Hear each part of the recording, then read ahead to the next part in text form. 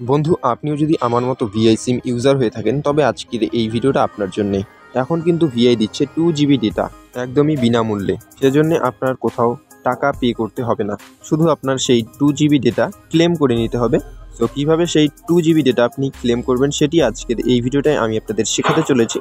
So চলুন বেশি কথা না বলে শুরু করা যাক ভিডিওটি। তার আগে আপনাদের কাছে ছোট্ট একটি রিকোয়েস্ট, আপনি যদি আমার চ্যানেলে নতুন হয়ে থাকেন চ্যানেলটিকে সাবস্ক্রাইব করে আমার পাশে থাকবেন, আর বন্ধু বান্ধবের কাছে ভিডিওগুলি শেয়ার করতে ভুলবেন না।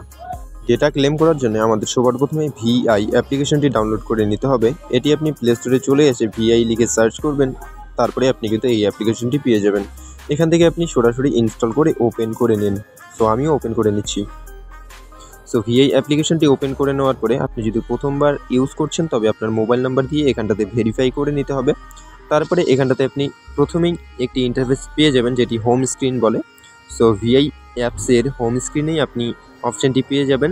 সো এখানটাতে আমার যেহেতু লোডিং নিচ্ছে, সো আমি একটু উপর নিচ করে তারপরে আপনাদের দেখিয়ে দিচ্ছি। যেমনটা দেখতে পাচ্ছেন এখানটাতে ফ্রি ডেটার অপশান রয়েছে। সো এখানটাতে আমরা একবার ক্লিক করব।